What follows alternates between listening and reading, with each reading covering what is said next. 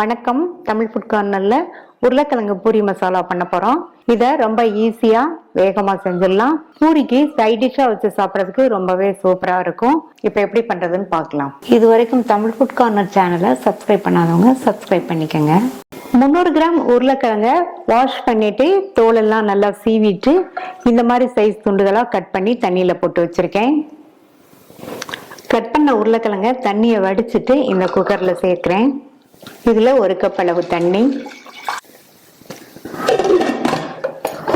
மூடி போட்டு ஸ்டீம் வந்ததுக்கு அப்புறமா வெயிட் போட்டு மீடியம் ஃப்ளேம்ல 2 விசில் வரட்டும். 2 விசில் வந்துருச்சு. கிழங்க தோல் சீவி கட் பண்ணி போட்டதுனால 2 விசில்லையே வெந்துருச்சு. கிழங்கு பார்த்தீங்கன்னா நல்லா சாஃப்டா வெந்திருக்கணும். அதே மாதிரி இந்த மாதிரி லைட்டா மசீர மாதிரி இருக்கணும். இந்த அளவுக்கு வேக வச்சுக்கோங்க. இப்ப இதை தண்ணியோடய எடுத்து வச்சிடலாம். இந்த பேன்ல 1 டேபிள் ஸ்பூன் எண்ணெய் சூடாயிடுச்சு. இதுல 1 டேபிள் ஸ்பூன் கடலைப்பருப்பு, 1/2 டேபிள் ஸ்பூன் உளுந்து, ஒரு 1/2 டீஸ்பூன் கடுகு சேர்க்கிறேன். கடுகு பொரிஞ்சிருச்சு. நம்ம சேர்த்த பருப்பெல்லாம் நல்ல பொன்னிறமா வந்துருச்சு. இது கூட 1/4 டீஸ்பூன் சீரகம் சேர்த்திருக்கேன். கூடவே 1 டீஸ்பூன் அளவுக்கு நல்ல பொடியா கட் பண்ண இஞ்சி சேர்த்துட்டு 2ல இருந்து 3 பச்சை மிளகாவை கீரி சேர்த்துக்கலாம். குழந்தைங்க சாப்பிட்ற மாதிரி இருந்தா மிளகால உள்ள விதைகளை நீக்கிட்டு கூட சேர்த்துக்கோங்க. மிளகாவை லைட்டா வதக்கிட்டு கொஞ்சமா கறிவேப்பிலை இலைகள் சேர்க்கிறேன்.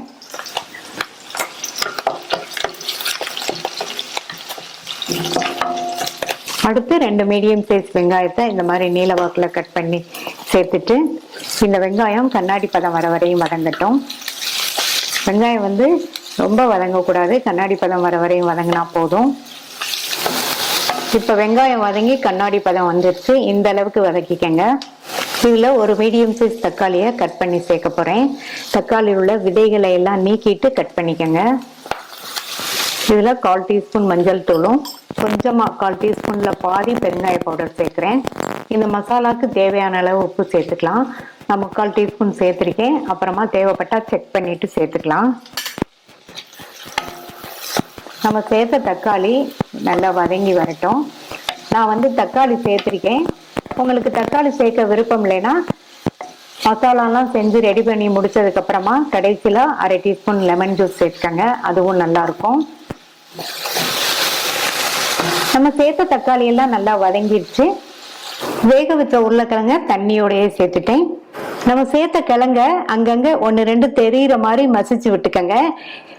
எல்லா கிழங்கையும் மசிச்சிடாதீங்க. கிழங்கு அங்கங்க 1-2 தெரியணும், அந்த அளவுக்கு மசிச்சுக்கணும்.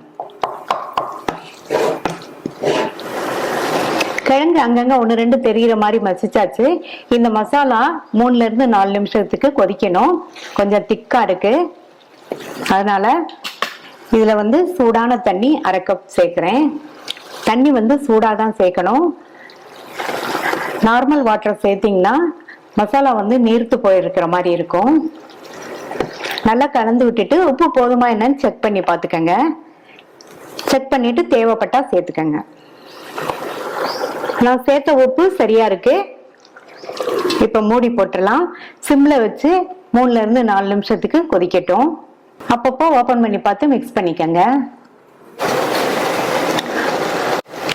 4 நிமிஷமா எல்லாம் நல்லா ஒன்று சேர்ந்து நம்மளுடைய டேஸ்டான பூரி உருளைக்கிழங்கு மசாலா ரெடி ஆயிடுச்சு. இதுல பொடியா கட் பண்ண கொத்தமல்லி இலைகள் கொஞ்சம் சேர்த்துட்டு நல்லா கலந்து விட்டுட்டு ஸ்டவ் ஆஃப் பண்ணிடலாம். டேஸ்டான ரொம்ப ஈஸியா பண்ணக்கூடிய பூரி உருளைக்கிழங்கு மசாலா ரெடி ஆயிடுச்சு.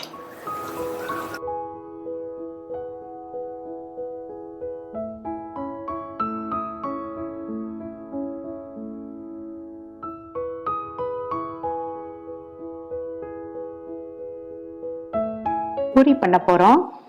இந்த பூரிக்கு கோதுமை மாவோட கொஞ்சமா ரவை சேர்த்து பண்றதுனால பூரி நல்லா உப்பலாவும், பூரியோட மேல் பக்கம் லேசான கிறிஸ்பினஸோட உள்ள நல்லா சாஃப்டாவும் சாப்பிட்றதுக்கு ரொம்ப சுவையாவும் இருக்கும். இப்ப எப்படி பண்றதுன்னு பார்க்கலாம். இந்த மிக்சிங் பவுல்ல 1 கப் கோதுமை மாவு சேர்க்கிறேன். கோதுமை மாவை சலிச்சிட்டு சேர்த்துக்கங்க.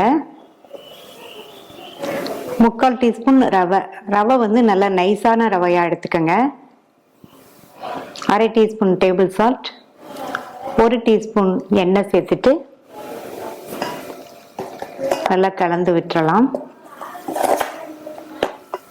இந்த மாவுல கொஞ்சம் கொஞ்சமா தண்ணி சேர்த்து பிசைஞ்சுக்கலாம்.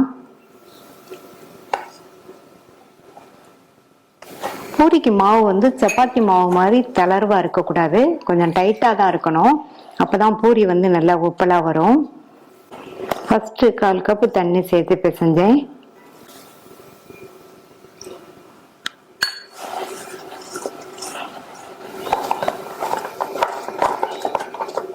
மாவு பிசைஞ்சாச்சு. மாவு பார்த்தீங்கன்னா நல்லா ஸ்டிஃபாக இருக்கணும், அதே சமயம் கொஞ்சம் சாஃப்டாகவும் இருக்கணும். இந்த அளவுக்கு பிசைஞ்சுக்கங்க. மாவு வந்து கையில் ஒட்டக்கூடாது, அப்போ தான் பூரி வந்து நல்ல கரெக்டான டெக்ஸ்சருக்கு வரும்.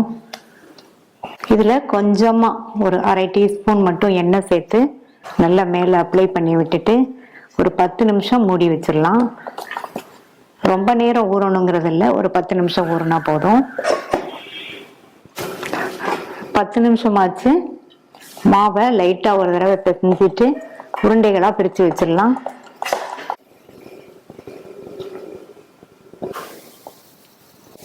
நம்ம ரெடி பண்ண மாவுல இருந்து ஒரு உருண்டை மாவு எடுத்திருக்கேன். இதை உள்ளங்கையில வச்சு லைட்டா இந்த மாதிரி திரட்டிட்டு, நான் வந்து மைதா மாவு தூவி தான் தேய்க்க போறேன். இந்த மாதிரி மைதா மாவு தூவி தேய்ச்சோம்னா தேய்க்கிறதுக்கும் நல்லா சாஃப்டா இருக்கும். இதுல வந்து நிறைய மாவும் ஒட்டாது.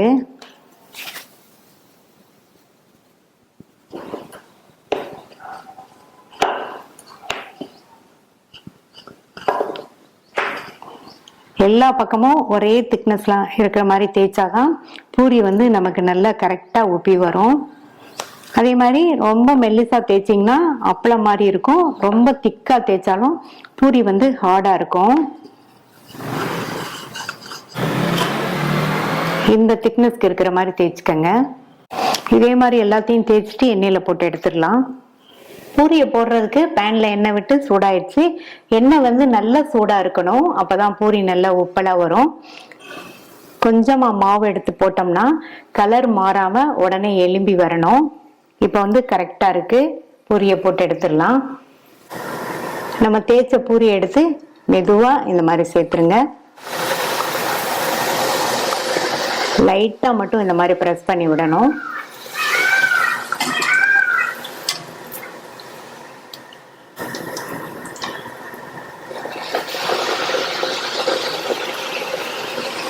ரெண்டு சைடுமே ஒரு அரை நிமிஷம் வெந்தா போதும்.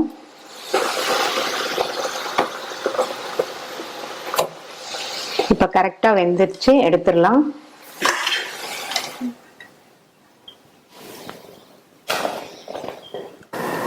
இதே மாதிரி எல்லா பொரியையும் போட்டு எடுத்துடலாம்.